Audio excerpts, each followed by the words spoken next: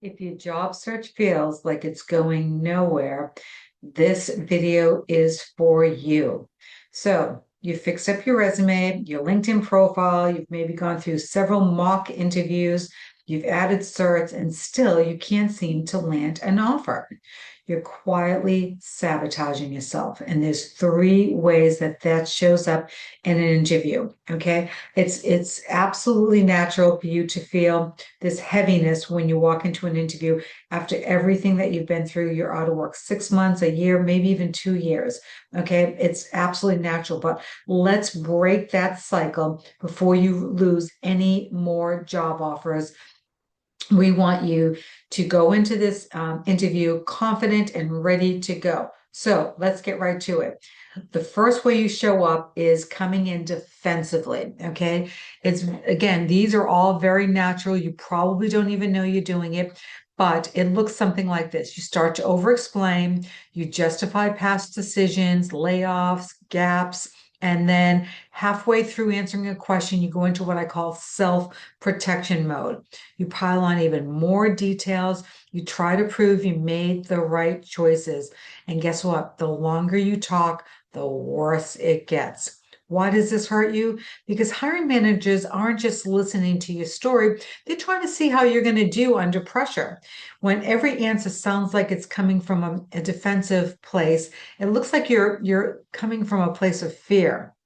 Okay, so when your background is really strong, you should not have to carry this burden as well. Okay, so use a simple three-part structure to help with that. So you stay right to the facts, answer the question very clearly, very succinctly, and right to the point. Brief context, what you did, what changed, share what you learned, then stop. Okay, get right to it. Stop sooner than you think makes you feel comfortable. That silence is okay. Clarity reads as confidence. Okay, so that's very important to understand. The second way that people do tend to sabotage themselves in an interview plays out like this. You walk into the interview with this very downtrodden, heavy energy, as I call it. And it shows up as a serious, tense tone, very little curiosity, answers that feel urgent or really all or nothing kind of responses.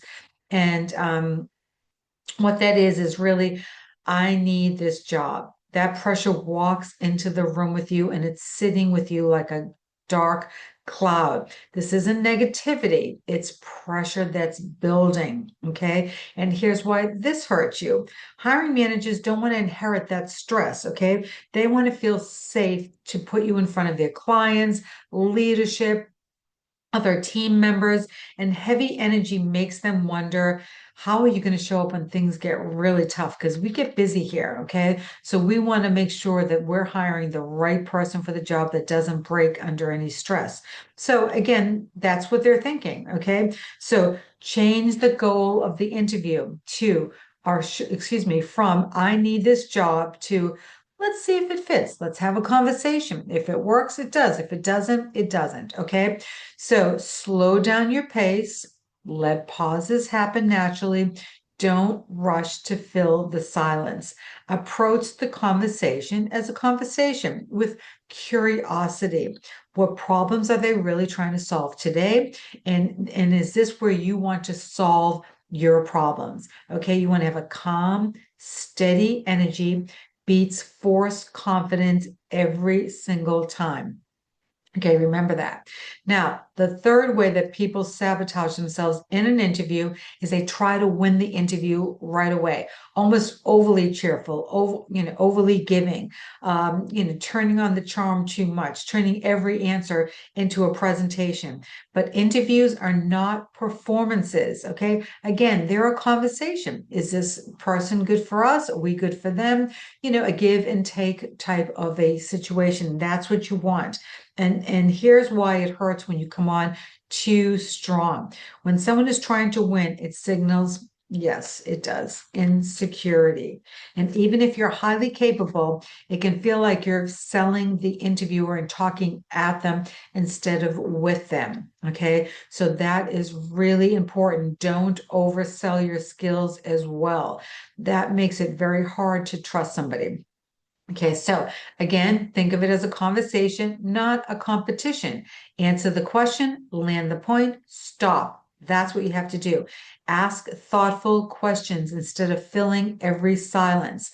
Hiring managers hire people that they trust, not people that are coming in, trying to impress too hard. Okay, that is a major turn off. So try not to do that to the best of your ability. And I know it's a fine line that you have to walk between confidence and being super upbeat, but just be natural, just naturally be yourself. So here's the reset. 3 shifts. First, stop proving what you can do and start framing your responses. You know you can do the job, so stop that proving. You can do it, okay? If given the opportunity, you will do great. Second, shorten your answers. That's how we get in trouble when we start to ramble on and we lose our audience, okay? So trust your experience. If they want more detail, they'll ask for it, okay? Third, replace urgency with curiosity, okay? That is really important as well. Instead of I have to get this job thing, is this the best place for me to work? Do I even want to work here? Do I like them? Do I even want this job? Okay, that shift alone really does even the playing field, so to speak. Okay, so when you reset this delivery, the same resume, the same LinkedIn profile is completely lands differently. So remember to breathe. This is a process, it's a journey, one that you can win. Okay, so burnout does leak into interviews. So let's stop that right away. This is exactly the kind of work that I do on the inside game because when everybody has very good skills, what stands out is how you present yourself. And that does take a change of mindset, but it can be done and it has been done. And I've done it with many, many people that have thanked me later. So it really does help. So if you think this is helping you, please, if you could, subscribe so I can continue to bring this information to you on a regular basis. What happens when I'm in the trenches? I see these trends of people being defeated, deflated, upset, depressed, don't know what, where to turn. So then I turn these into YouTube videos to help you solve these problems. So I have a pulse on what's going on out there. So again, subscribe to my channel. I'll keep bringing you more of this stuff. And I hope this helps. Hang in there. You'll get that job and be careful out there.